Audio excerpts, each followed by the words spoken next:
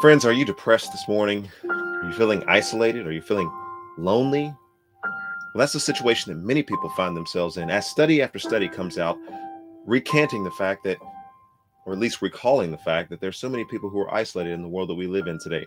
In just a few moments, I'm going to spend some time talking about what I believe would be a powerful remedy to this situation of isolation and loneliness in our world. Obviously, I'm going to point you to the Lord. It is the Erskin Music Show, and normally we begin with fireworks and a lot of hoopla and a lot of different things like that, but not today. Today, we're going to talk a little bit about why these feelings of isolation. So, friend, if you're watching this and you're feeling isolated, if you're feeling alone, if you feel like nobody understands, if you're feeling like there's no place for you to go, I want you to know that we care here at Erskin Music. And we're going to try to point you to some resources. We've also got a guest that's coming on, David Lynn from Nehemiah Fest, as I said earlier. Tremendous guy, tremendous conversation. And maybe, just maybe, if you're in the Kansas City area in the next couple of weeks, not only will you get a chance to see myself there and some of the others at Nehemiah Fest, but maybe this is something that breaks you out of your social isolation and begins to put you in the midst of other people. I'm not going to say that Nehemiah Fest always does that for people, but it's done that for me and it's done that for others. And so let's get on with it. The Erskin Music Show.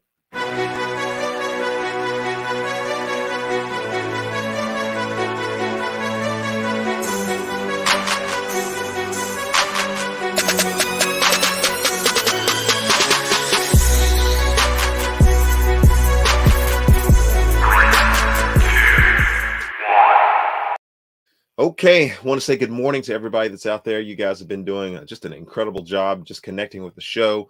I've got some incentives, and so hang around. I'm going to announce some incentives here pretty soon. There's going to be some gift card giveaways, some Venmo challenges, and some really cool things to give you guys more access to this show. Some of you guys are just blowing up the comment section, and I love to see you guys down there. I don't have time to respond to the comments that are there, but we always want to try to be as responsive as we can to what it is that we see.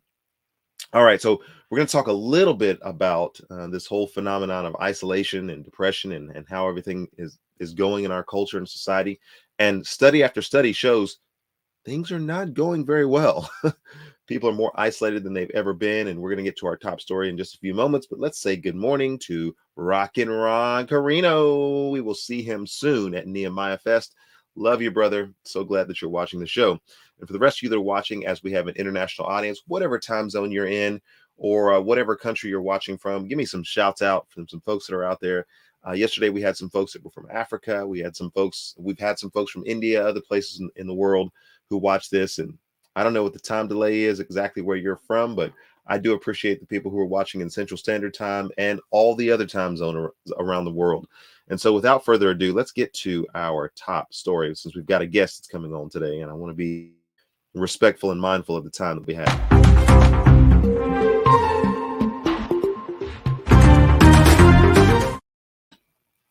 All right, this top story is in our show notes and it links and it comes from Psychology Today. Why are so many people depressed? A connected world that's leaving so many people feeling disconnected is counterintuitive and troublesome. And yet it is humanity's new reality. And this is the reality that is impacting the next generation's workforce at an alarming rate. 73% of Gen Z report feeling alone either sometime or always, the highest level of any generation. Just keeps ticking up, up, up, up. The mental health challenges experienced by Gen Z are like nothing any other generation has faced. Only 45% of Gen Zers report excellent or very good mental health, which is the lowest of any generation. 91% of Gen Z adults say that they experienced at least one physical or emotional symptom because of stress, such as feeling depressed or sad. Get this, 58% or lacking interest, motivation, or energy at 55%, and 68% of Gen Z report feeling significant stress about the future. The article goes on to say that while mental health has previously been labeled as a personal issue that should be addressed on personal time, the ramifications are showing up quite negatively at work. 75% of Gen Z and half of the millennials left a job because of mental health reasons, compared with only 34% in previous generations. So for employers, the implications are clear. Employee engagement and retention issues will loom large if loneliness isn't addressed. These numbers become increasingly concerning when you consider that 75%, big numbers, 75% of the global workforce will be millennials and Gen Z by 2030. Even if mental health and loneliness aren't concerns that are vocalized by your current team, it is coming. And I would say the reason why I'm doing this segment of a show, even as small as it is that it is already here. We have an isolation problem in our culture. And so what do we want to say? What do we want to do? Are you someone that is prone toward maybe a more melancholic personality? Um, Maybe things are a bit difficult when you begin trying to process all the different things that are going on in life. Are you overwhelmed because of all the different things that are going on in life? Has social media overwhelmed you? There are so many points of reference that we're going to get into. Why do you think, audience that's watching this morning, that there's such a problem with isolation? Some people have pointed to COVID-19 and some of the things that are related to that. Some people have pointed to just alienation that we can get from using our mobile devices and capturing an audience and being so much involved with our online presence that we're not actually competent even and skilled at being able to connect with people in our local vicinity. So we've got Meg Habasadik, who's watching this morning from the great state of Texas. Thank you so much. And she says Gen Z and baby boomers have a lot in common. Who knew? Well, there's a lot in common in various generations, but what is trending, I guess, is what it is that we're looking at this morning, is we're moving more and more in the area of isolation. Now, the article goes on Psychology Today. You can find that article in its entirety there. It goes on to talk about the fact that it's really counterintuitive, that we've got all of these ways that we can connect with one another. We've got interfaces with our phones, we've got interface with our computer, we've got smart technologies that allow us literally connect with people all around the world, and there's no time limit on that. If we have the access by way of internet, we can do that 24 hours a day. Now, you know, the obvious problem with that is that we're not awake 24 hours a day. And so there's this constant stress that is upon you. Like there's stuff that's going on outside of what it is that I'm currently doing. And maybe I don't know about that. And so there's a lot of stressors in life. And in fact, as a result of some of the ways that media is used, notice what I didn't say there. I didn't say media or because of technology. I said in the ways that media is used, those add other stressors to our life. There's a reason why we took a break this summer from the Erskin Music Show. We could have traveled around and tried to manufacture some episodes and, you know, while I'm traveling with the band, set up in a corner somewhere. And we'll do that from time to time in the travel season in the fall and in the spring. But in the summertime, when there's just a lot of good family time to be had, travel time, we wanted to take a break from the Erskin Music Show so that we're not always just in front of the camera. And some of the people who are on this show, like Meg Hapasavic, Rockin' Ron Carino, instead of interfacing with you guys like this, we're actually able to come to where you're at and interface and interact with you. And so we spent time with some folks in Michigan, had a great time there. Spent time with some folks in Wisconsin, had a wonderful time there. In Oklahoma, we were there for a little bit.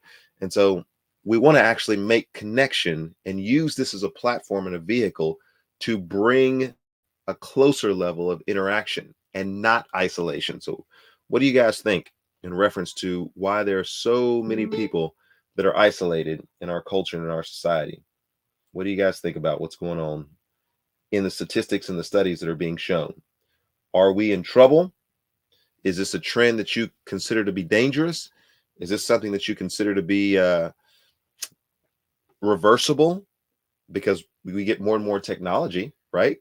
There's more and more opportunities for us to use our technology to connect with people. So is there going to be some technological advance that comes out that closes the gap on this isolation and says, okay, now here's a great or at least better way for us to be able to connect with one another, and then begins connecting these different fragmented groups and decreasing this level of loneliness? Is this a problem that Gen Z is going to be able to solve? Is this something that a conglomeration of generations looks at and says, hey, this is the solution for what it is that we're looking for? I'm going to give some biblical answers to that in just a few moments, but I want to hear from you guys. We've got a Facebook user who says, because it's easy. I'll put that on the screen. They bring you food now. And so there you go. You don't have to necessarily interact with people. I think is where that's going. Um, Uber Eats and a lot of different other groups, DoorDash, to name a few, are groups that are connecting with people and bringing them food. You don't have to go and interact with anybody anymore. Just go online, order it. And there is some utility to that, but I would say by and large, that doesn't necessarily help. Norris Rock and Ron Carino says phones don't help. Certain situations they hinder, but in certain situations they do help. Um, Smartphones certainly, um, the gatekeepers that keep things out and the gatekeepers that filter things that we want to put out has often been eroded through that. And there's a lot of different things that we could look at this morning. And I want to be good to the time here. We got a guest that's coming on in a few moments. And so we want to make sure that we're on time as far as that's concerned. So we got about 5 or so more minutes to continue this discussion. We have an isolation problem in our culture. Um, Foundations are critical, but I want to remind us of a song. And I should have got a version of this and played it for you guys, but it's the song "What a Friend We Have in Jesus." If you guys remember that song, if I had my guitar, I could just play that for you guys. Probably wouldn't sound that great because I don't have the microphone set up. But what a friend we have in Jesus, all our sins and griefs to bear. What does it say, people? Help me out here. I know you know this song. What a privilege to carry everything to God in prayer. In the Erskin Music Show, we're always going to want to point to that as the banner, as the stripe, as the thread that holds all of these shows together. If you're watching the Erskin Music Show and you're one of the 850 plus subscribers that are part of this experience, you're part of this experience because we just keep it a buck, man. We keep it going in the direction of we need the Lord Jesus. We need his interaction in our life. That needs to be, and it's funny because I'm doing a series in Genesis. I'm beginning this week in a series in Genesis chapter 1 through 12, and just dealing with origins, the book of beginnings, the book that helps us to understand, one, reference who God is. We need to know that. And then because of knowing who God is, we recognize who we are and who we aren't. Wink, wink. And then also, what is our purpose in this world? And so dealing with some of those origins and kind of thinking through some of the presentation for our Sunday service, just thinking about the fact that a lot of people are disconnected from the appropriate origin story. There's so much mass confusion out there about who we are, where we come from, what our purpose is in this world, why this world exists, why are things bad, where are things going, what is the climax of history? Are we headed toward a certain point, or do we just die and then just pass away? So there are a lot of those themes that are going on in the world. And so asking ourselves the question, what connects us at the most foundational level? It has to be our understanding of who God is and why he's created us. He's created us to have fellowship with him, and he's created us to have fellowship with one another. And so when the two of those lines are broken, our fellowship with God, the Bible says the fool says in his heart that there is no God. But so many people coming out and either deconstructing their faith or saying that there's no tangible rationale for why one should even have faith in God or a God or any gods. We find that there's a disconnection at that fundamental level of knowing that there is a God and knowing that he's created us for a purpose. When we get disconnected from our purpose, we often can introduce other means to try to shore up the gap of that isolation. Our technology, Satan would want to put all types of things in front of us for us to engage in those things and not dive into the heart of our creator and fellowship with fellow man. Ron, Roy, Rock and Ron is up here talking about phones not helping, but I think this is a good comment. It seems that we are living in times that God is calling us people turn toward him. And Roy, that's exactly what I'm talking about in revival. Roy, good friend of ours from Kansas City area, and hopefully I get a chance to see you guys in the next couple of weeks.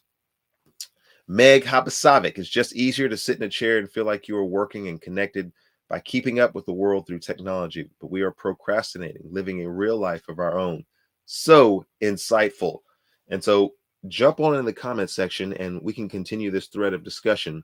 But I wanted to give a quick buffer and a quick segue because we've got David Lynn, who's at the door, and he's going to be coming in. I'm not saying this is going to solve all your problems, but if you're in the Kansas City area, you'll definitely want to take part of this free event. It is Nehemiah Fest. You come out, there's sunshine, there's music. I'll be there. The band will be there. It'll be a fantastic time that we get a chance to have together and begin connecting the gaps. Now, if it's not Nehemiah Fest, it could be something else. It could be an opportunity for you to connect locally where you're at with a festival or an outdoor event, which may be a free event or a paid event, in which you're able to connect with other people. Take some friends with you. Go meet some friends. All of these different things, I believe, help.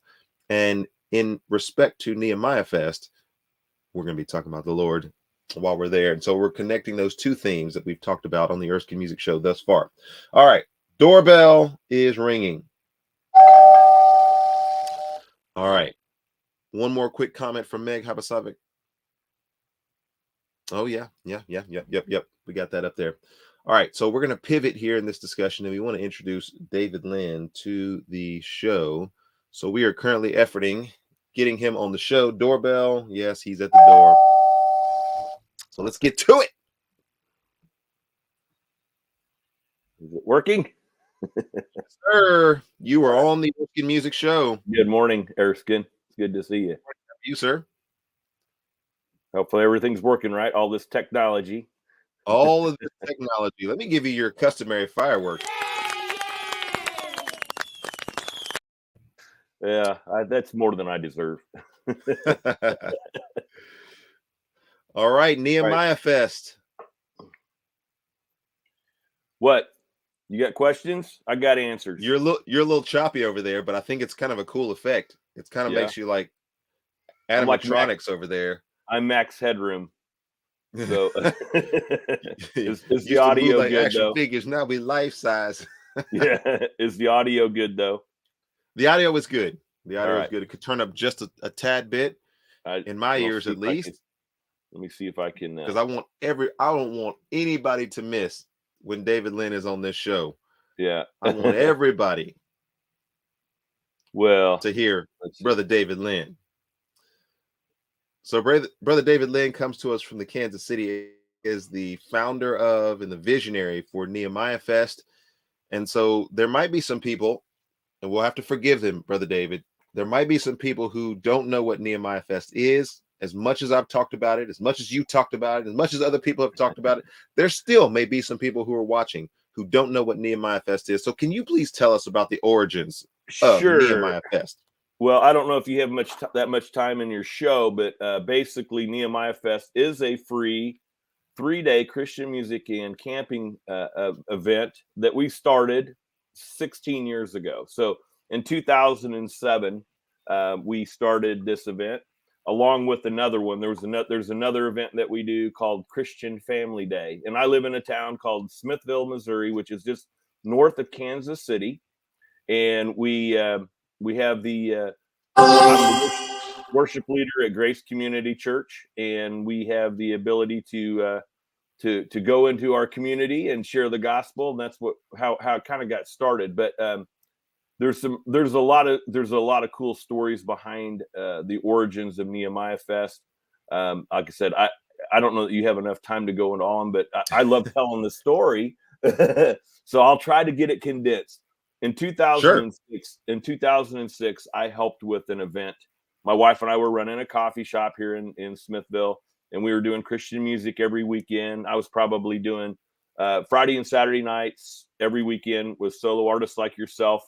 I didn't even know you back then. So, or we would have had you. We would have had you come play. And then on Thursday nights, every other Thursday night, we started doing an open mic. We ran that business for about 3 years, and it was a business. It wasn't. I used it as a ministry, but it was a family business. We hired kids from church. We paid. We had a paid staff. We had bills to pay, and it was just a challenge. Well, in 2006, I learned of an event called the One Way Festival that was coming to Smithville Lake, and it was back in 2007. If you were on the radio, on Christian radio, you were at this event. I mean, it was everybody from Toby Mac, Matt Redman, Bethany Dillon, Matthew West. I mean, there was a who's who of Christian music. Some of the lower, like I would say, more B-list guys at that time were like the Afters and Stellar Cart and Seventh Day Slumber and the bands like that. But there were 80 bands at this thing, and this organization that was putting it on, they asked me to basically run one of their stages. Well, I'd never done anything like this before. They said, we'd like you to run it. Well, it ended up working out so that they gave me their number 2 stage. I had 9 national acts. They said all I have to do is honor their agreements with them. They gave me exclusive vending in that venue, so I set it up, and I'm like, well, what else can I do? What else can I do to make this work? And can I book other artists? And they said, yeah, but you don't have any money to do it. So I've learned to do things on a shoestring budget. I started contacting all my friends, and then pretty soon they came in, and we ran music it was a 4-day event, 4 days, and from sun up to basically till we shut down at night. And it was good. They lost a lot of money on that event. It was a ticketed event. I think they were in it for the wrong reason. My ministry opportunity at that event was to make sure that, or it was really to witness to those people that I was working with, and not the people coming. So they were all about the hype and the money. And so when they decided not to come back, they actually used my barn to store all of their supplies in. I have an acreage, small acreage with a large old hay barn in it that I store stuff in, and so all their signs, all of their extra stuff that they had went into my barn. And then when they didn't come back, I have all this stuff in there, and they gave me their playbook as far as their manual on how they ran the festival and everything. And I thought, you know what, maybe I should try to do this. Maybe God the Lord just kind of dropped that in your lap, huh? Yeah. So I got hooked up with there was another guy in town, and you know these guys. I'm gonna throw a name out: Dennis Lawler. Dennis Lawler okay. is Brother Dennis, if you're watching this. Yeah, Dennis Lawler was trying to put an event together for his church. I'd never met the guy. We had a common friend. Hey, my friend said, hey, come down to this meeting. He's trying to do something. Maybe you guys can help each other. At this point in time, Nehemiah Fest was not even a thought. It was just, I know I need to do something. That was all I had. And so I go up to this meeting, and he's wanting to do like a concert series on his church property. So I backed out, and, I went to this meeting, and I said, this isn't what I want to do, but I'll help you if you need help. And he had a lot of people there on his team that were, I could just tell that they weren't buying what he was selling. And so he set up a second meeting, and I was the only one that showed up. And, I crashed the first one. So I was the only one that showed up. And I said, Dennis, I don't know what's going on, but I said, I think God has prepared us for a time such as this. Here's what I know, and here's what I'm thinking.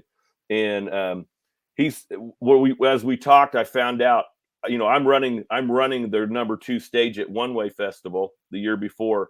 I found out he was a runner on the main stage at One Way Festival. So we learned a lot just in that experience, even though we didn't know each other. We came together. We came up with, I said, let's do this. Let's try to do something.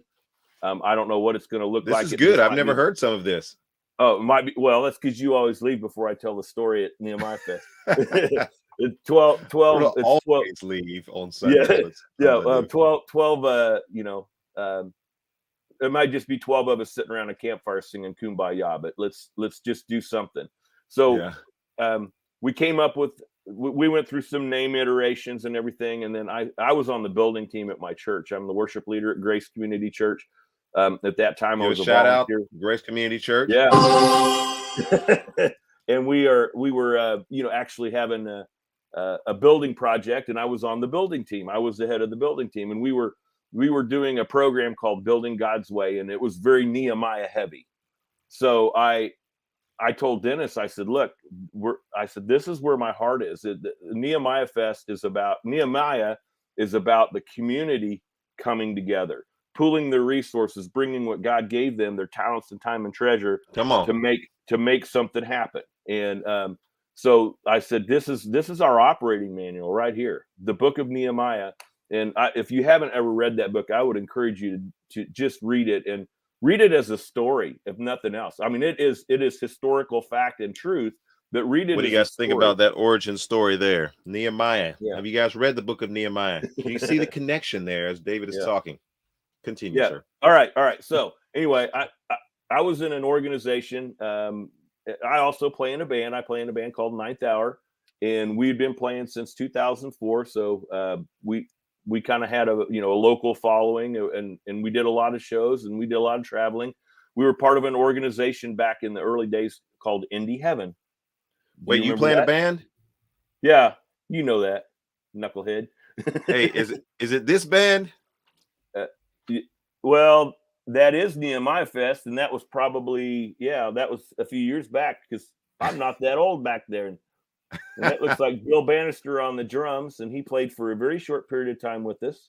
And that's my wife in the background doing the aerobics back there. I was gonna say, Yeah, we got a little bit of everything. yeah, BD.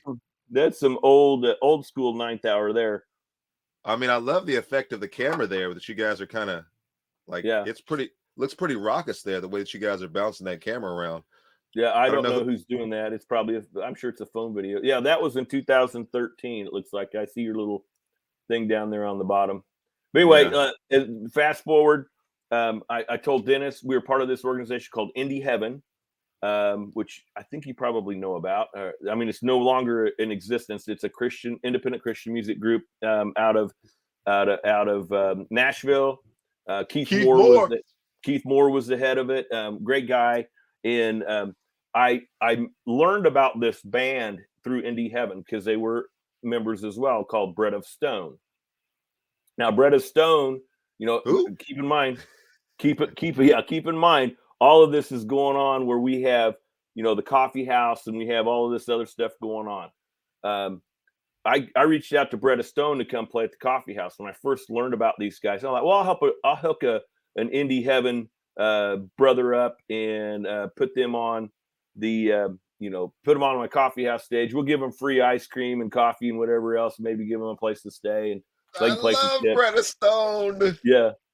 And then anyway, so I didn't really know that much about them, and so they sent me a really nice email back that they put my name on file and keep us in mind if they were in the area. About 3 months later, I went and looked at their website again and found out they were basically touring with Petra on the farewell tour. So I felt pretty stupid that I was trying to get them to come to Nehemiah or come to the coffee house for ice cream, brownie nut fudge ice cream or something, and I just felt kind of guilty. When Dennis and I set up Bread of Stone, rock on, baby. Yeah, when I set up the first Nehemiah Fest with Brett, I told Dennis, I said, I know this band. I had them at One Way Festival. They actually did come and play. They came for gas money, which I had no money to barter with anyway. And so I'm just asking for the grace of God and the graciousness and generosity of these artists. And they said, hey, if you can get us some gas money, we're there. And I didn't know who they were or what they drove. Well, they pull up in this giant tour bus that probably gets about 2 miles a gallon. And I hand them a couple $100 for gas out of my pocket, just to try to take care of them. And they were probably one of the most present company excluded, one of the most ministry minded servant artists that I've ever met. I will second that motion. Yeah, I mean they were awesome. And so anyway, I had them play on the stage, and I got to know them a little bit. And then the next year when we did kick off Nehemiah Fest, I told Dennis, I said, I got to go to Nashville in March. We're talking in February. This is when all this is happening. February 2007. We're having this conversation about Nehemiah Fest and how it's coming. And let's set a date. So we picked a date. It's the same weekend, second weekend after Labor Day every year. It's not the second weekend. It's not the third weekend. It's the second weekend after Labor Day. And I said, let me get a hold of these guys I know. Maybe we can get them to come and play, because we had nothing. We had zero money. We had just a wild idea is all we had. And sometimes that's what God does. He gives you a wild idea and asks you to trust him just to step out. So I told Dennis, there's two rules I want to operate by. One is, don't think big, think obedient.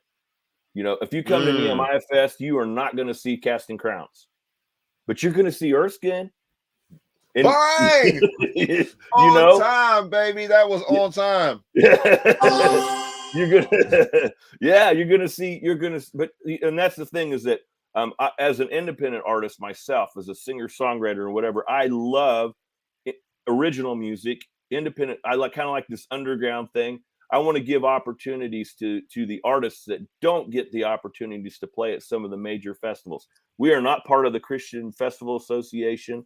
But anyway, I was telling Dennis, I said, I know this band, Bretta Stone, maybe I can get them to come. And when I get back from this conference in Nashville, I will call them. So I drive to Nashville. I pull in the parking lot of Journey Ecclesia Church in Franklin, Tennessee, down there at the factory. At the factory, yes. At the factory. And I pull in and I look, and there's Bretta Stone's bus sitting in the parking lot. So I walk in.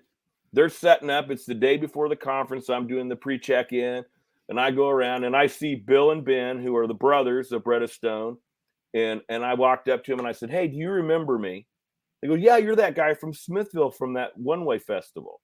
Well, I wasn't sure if that was a good thing or a bad thing, because like I said, that event lost money and they owed money to a lot of people. There were a lot of contracts that were not covered in their negotiations. And I said, hey, let me, as before, when I asked them to come play at my coffee house, I felt guilty when I found out at what level they were playing and what level I was asking them to come and play. And then now I'm walking into them, getting ready to ask them almost the same question to come to this festival where I have no money to pay anybody and just to trust. And I said, hey, I got an idea I want to run by you. God's put it on my heart, and I think I'm supposed to be asking you to help. And they're setting up this PA system in this church, lights and all this stuff. And I went, is this not a God story?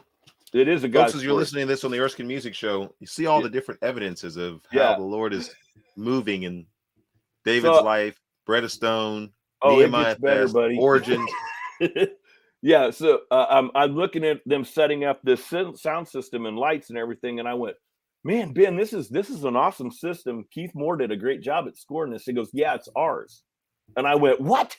Now I felt even more convicted that I'm getting ready to ask these guys. They have a stadium filler PA and lighting. It's a piece of the puzzle I did not have. I was not expecting. I wasn't sure how I was going to do it. I didn't know how big it was going to, how our production was going to work. I have a PA system, but it ain't that, and so I started feeling really convicted, and I just kind of backed away from it. And I said, all week long they were on me. What is it you wanted to talk about? And I said, I really can't. I can't. I talked myself out of it, basically. By the end of the week, I mean, every day they asked me, and I said, look, I just don't feel right about this now. Let me pray about it, and I'll call you next week, maybe, if I change my mind. And they said, that's fine. Well, then we're like on the last day, and Ben comes up and says that, we were just talking, and he goes, hey, when we were there at One-Way Festival last year, did you ever meet our dad? Do you know their dad by chance? I didn't get a chance to meet their dad, but in the comment their section, dad, there's some. These guys are from. Their dad was born in Indonesia. He's an Indonesian. He was a Muslim, found Christ in the Quran, converted to Christianity, and now is a huge evangelist. They do a lot of ministry work over in Indonesia. All right, so he's a little Asian guy. He's just a little Asian man, and I did see him at One-Way. So Ben says, well, let me introduce you to him. Dad, this is our friend David. David, this is our dad, Nehemiah. And I said, oh, that was a God right between the eyes. I said, all I said was, fellas, we need to talk. And so we talked, we hashed it out. We worked out. They agreed to help me, and they've been a part of our crew ever since then. The other thing I mentioned, Christian Family Day. One of the things that we had done is I'd already set up this Christian Family Day event in the downtown square of Smithville. I told Dennis, I said, let's just use this as a preview of what's coming in September. It was a church outreach event that we did in our community. It was the first year for it as well. And as I began to read the book of Nehemiah, I came across this. And basically, Nehemiah rebuilt the city, and the people rebuilt the city in 52 days. Mm. And I Wow. went, what's going on? And I looked at the calendar, and I'm like, I started counting. Christian Family Day was set for the last Saturday in July. And I started Was counting it forward. 52 days It away? was 52 days away. Mm. And yeah, and just a lot of really cool stuff like that. I could go on and on and on. And I know you have a limited time on your show, but and No, this is great content. yeah, Guys, drop yeah, some comments in the comment section as you're tracking along with the story. You're hearing David talk about the origins of Nehemiah Fest. There's a lot of folks from Kansas City who are watching this. Rock and Ron yeah. has been jumping on here, and Roy has been jumping on here, and there's some other folks that are watching as a part of this.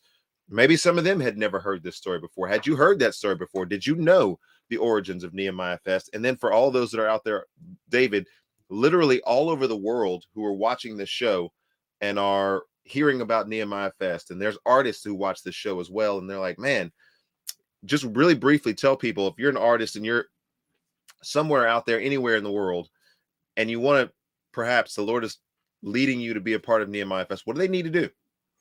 All right. Well, every year, like I said, I am an artist myself, so I know what it takes to put a band on the road, and I know the cost and the expense involved. This event is not for everyone. If you We use an online application process, and it opens April 15th each year, and runs to May 31st. So the general idea is this: if you want to come and play, I post all of the terms and conditions.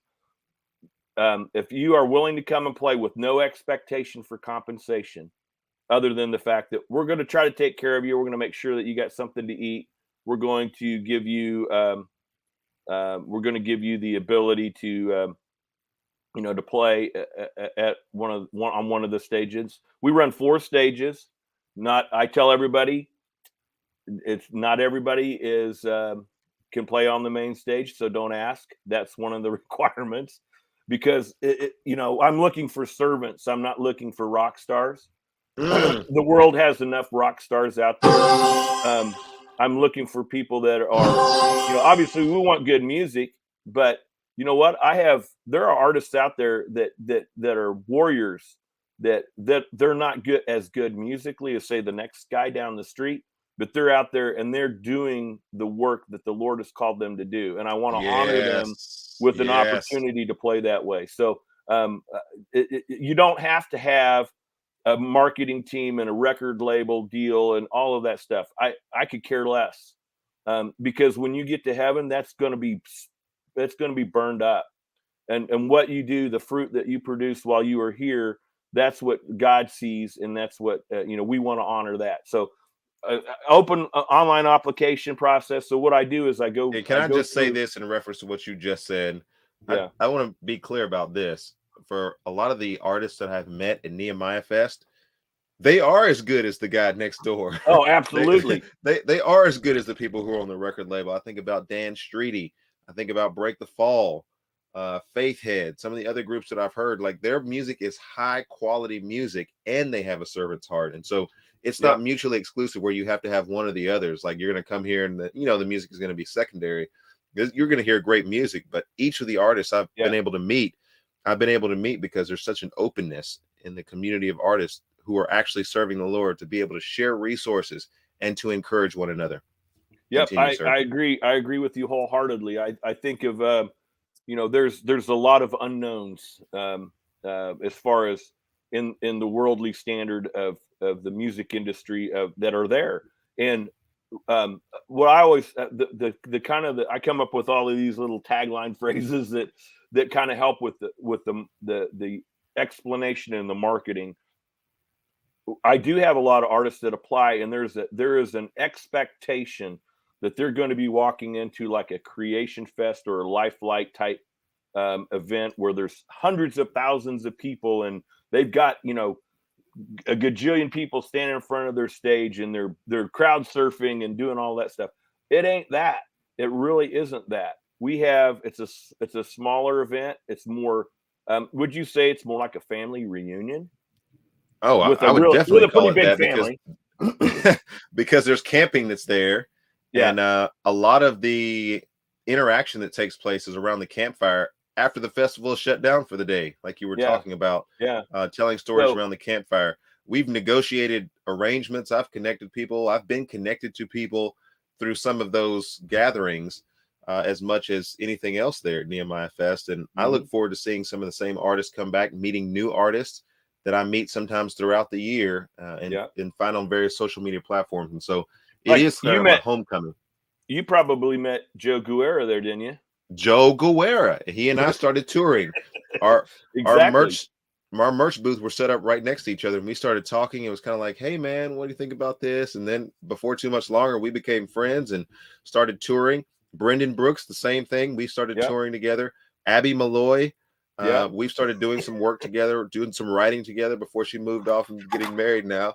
Yeah. So happy for her. But yeah, those are the kind of relationships and the kind of people that I have just longed to be around, Yeah. because of their heart for the Lord. Yeah. Well, one of the phrases I've been using a lot here lately when I have a conversation with people, because I get some artists that they got their managers and they're trying to make a living at this, and I get it. And if that's the case, then this may not be for you, which I'm okay with. I have no problems with someone saying, you know what, it doesn't fit into the plan or the path that God has me on, and I don't get mad.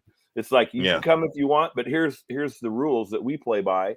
And you know what? I've been pretty successful, even though I don't have a huge budget to operate on. It's been pretty successful for what it is. God is honored. I use I call it faith-based budgeting. I start with nothing.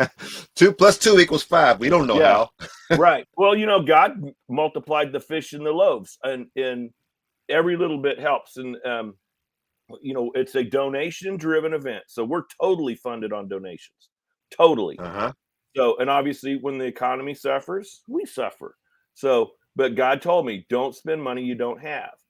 I want to be able to honor and pay all of my bills. So I do what I can do. So as far as that goes. All right, Meg Habasavik, if you're watching this, there's a lot in this episode for you. They've done a massive event in the past in Ellis County, a prayer event, and it's kind of the same basis.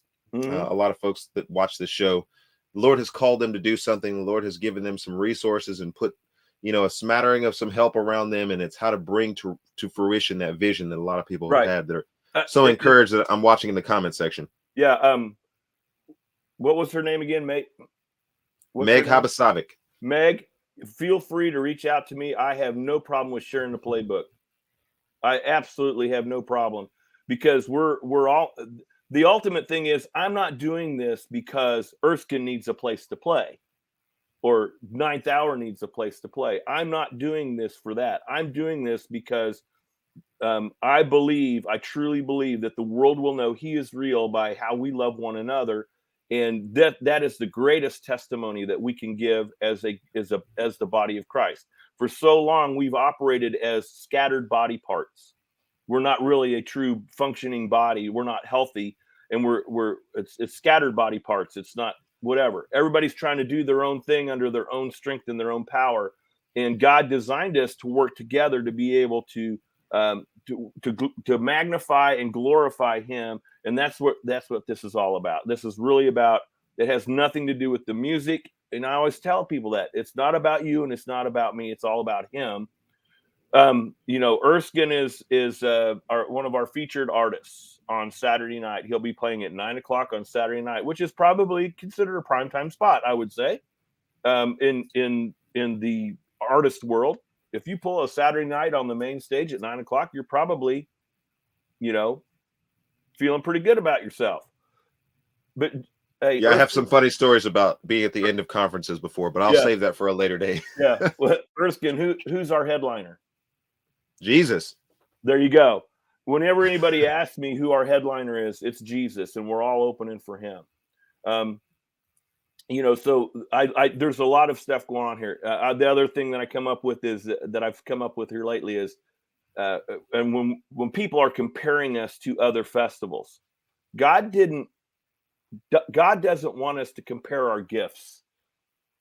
He's wired you specifically for a time and a place and a people to reach uniquely. There are people that Erskine can talk to that I cannot have. I would not have the ability to even connect with them on even remotely. But so with this, when they start comparing festivals, when I start seeing people, well, there's no one I know that's at this festival. Well, you know what? Come and make new friends. Come on. You Isolation, know, loneliness, it's all been brought right? together. We're making new friends at No. Nehemiah Fest. So, like some of the Christian radio stations, and not to bash them, we've had some relationships with them in the past, as far as partnerships and sponsorships and things like that. And it really wasn't with it wasn't with the radio station per se. It was with an individual in that radio station. All right, that understood what we were trying to do and agreed with it, and then supported us. Well, most of them now, when I call them, they're like, "Well, who's going to be there?" And I'm like, Erskine? Jesus. Yeah. Well, Erskine will be there. And they're like, who? They're like, who? Wait a minute. Wait just 1 minute. Well, yeah. Well, Jesus Exactly. there, but Stop they're the like, show. Stop. Cut this thing off. Who are these radio stations? And let's get in yeah. contact with But them. you know what I'm saying? That because I don't have someone that they're playing on their radio, they won't back me. Sure. I get And how that all works. and then I go back to the book of Nehemiah. And what does it say? If you read chapter 3 of the book of Nehemiah, in my Bible, it has this title. It's called Builders of the Wall. And they go through this long list of names. Eliashib, the high priest.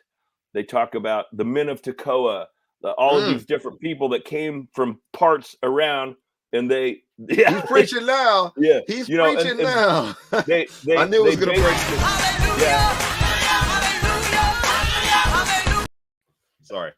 That's all right. I get excited sometimes. But they go into the whole list of people of what they did and how they helped and how they came together to rebuild the wall around Jerusalem.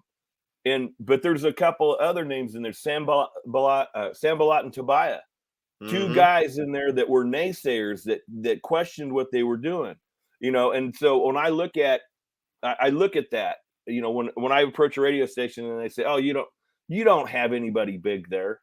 We're not helping." Well, what did Sanballat and Tobiah say? "Oh, that wall you're building, you crazy Jews, a fox could knock that down."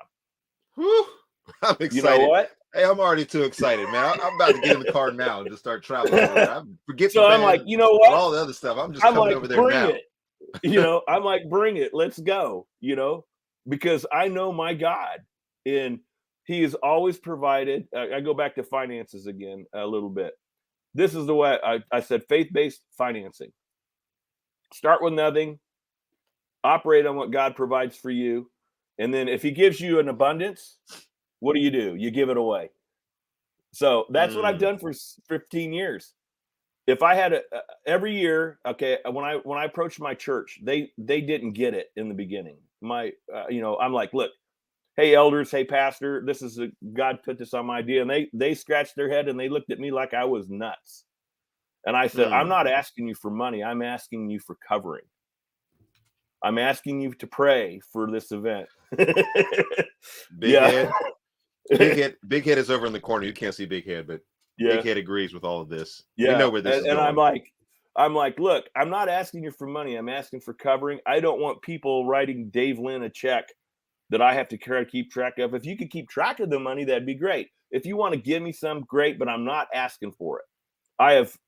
This has been a self-funded, perpetuated event for the last 15 years. Grace Community Church did not give me a dime to start this thing off. We started with zero. The first year, I paid all my bills. The second year, I paid all my bills. I broke even. The next year, I had like $500 surplus. What did I do? I gave 80% of it away to a ministry or artist, or to people. It wasn't a lot, but it's like, hey, what? You know what?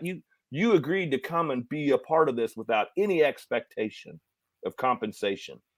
So I'm going to bless you. I try to keep 20% back to keep, just in case I did forget to pay a bill. I want to honor that.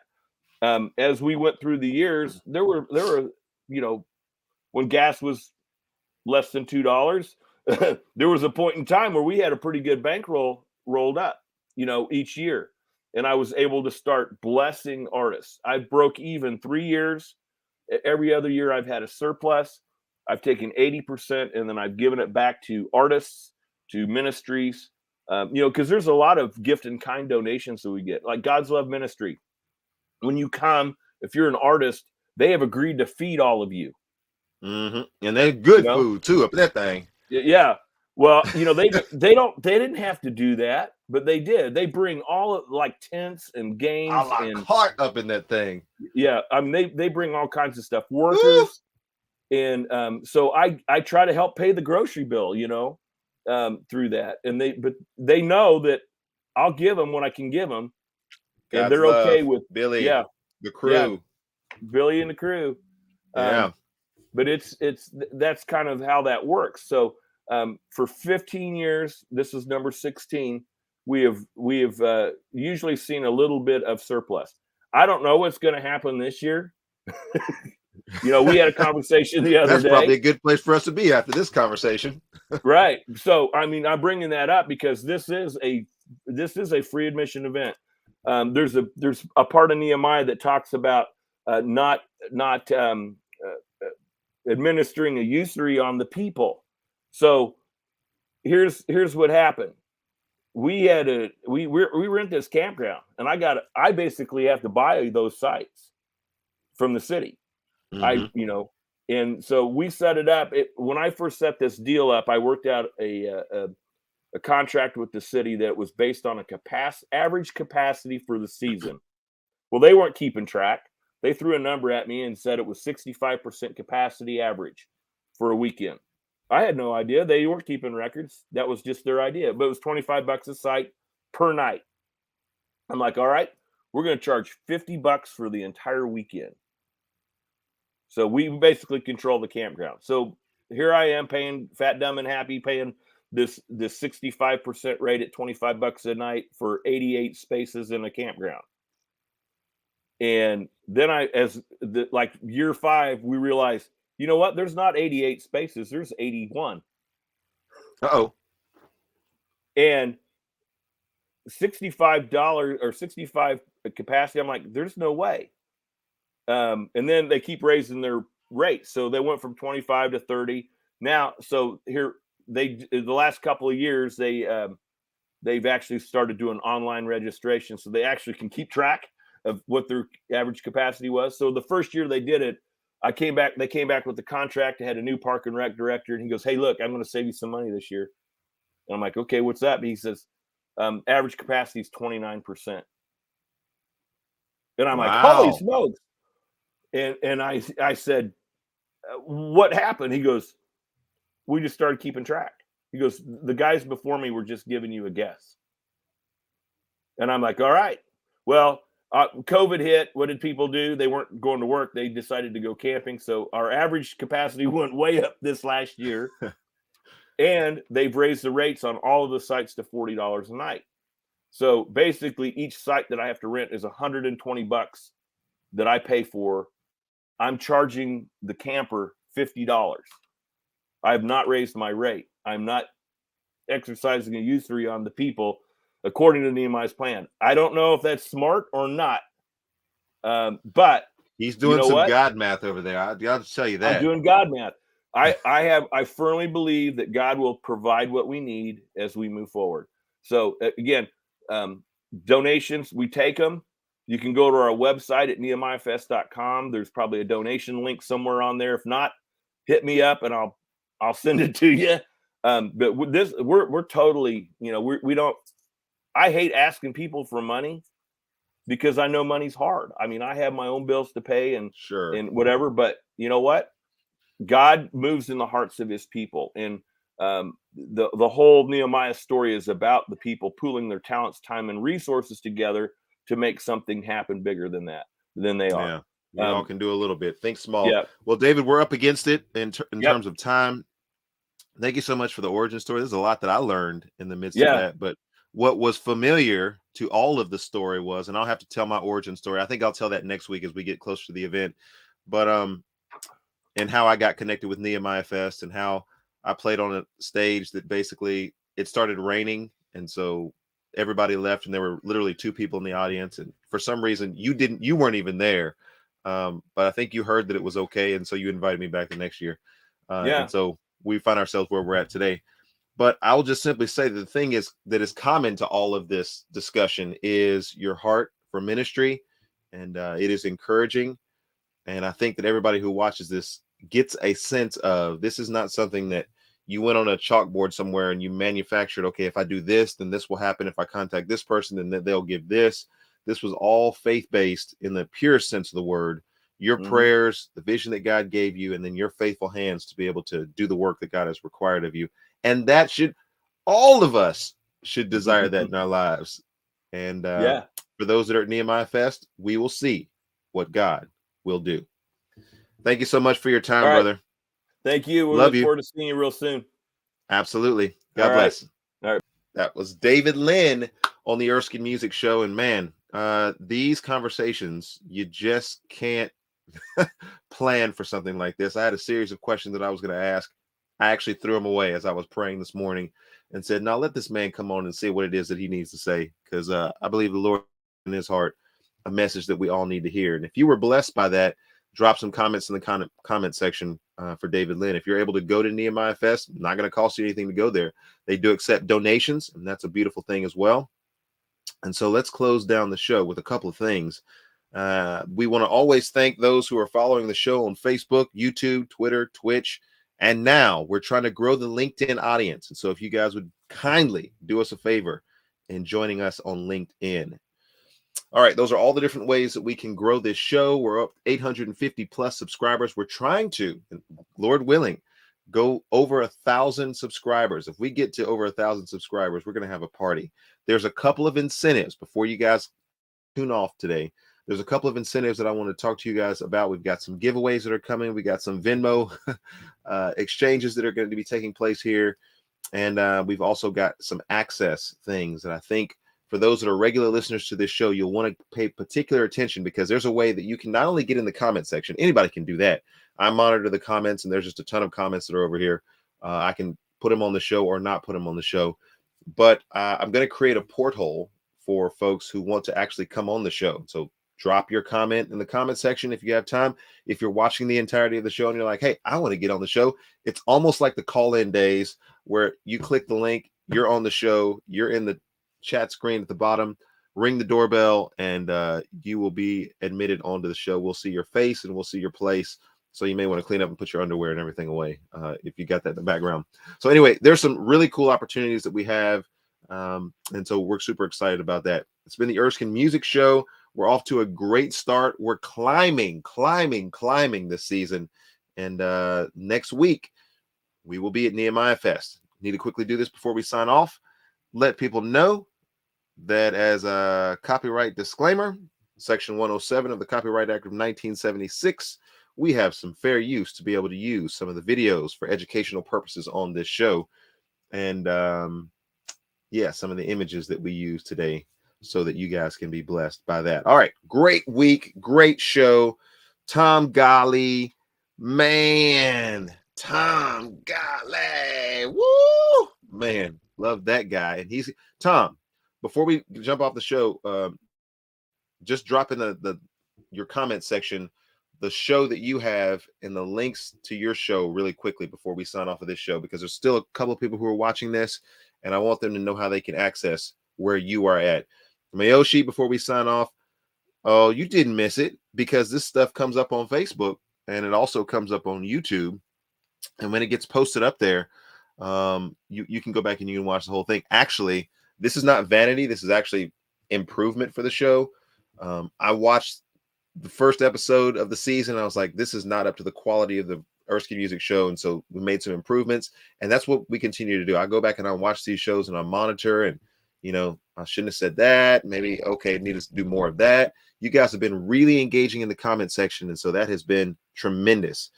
As far as Tom Golly's show is concerned, before we sign off here, here's a link to his official podcast and some of the things that he's doing. He's been an artist that I met at Nehemiah Fest, who's in the Nashville area. And so just tremendous. Roy has attended Nehemiah Fest for a number of years with his red Corvette. I'm hoping to see that again. And, you know, if time permits, drive it. It's been a blessing and a good time. Always. Thank you for that. The video dance release, as Kim is talking about here, will be coming up very soon. We have that scheduled for next week, so the 15th. All right, so the day before we head out for Nehemiah Fest and before Nehemiah Fest begins, you will see here in this location, and then it'll be projected to the rest of the world. You will see the first unveiling of the Just Dance music video, and you will not want to miss this. The next day at Nehemiah Fest, or excuse me, 2 days after that, Nehemiah Fest, that's going to be on the big screen on the main stage where we're performing, and you'll get a chance to see the video there as well. And so lots of opportunities. Golly, Kimberly, all the folks that are out there, thank you guys so much for watching the Erskin Music Show. We out.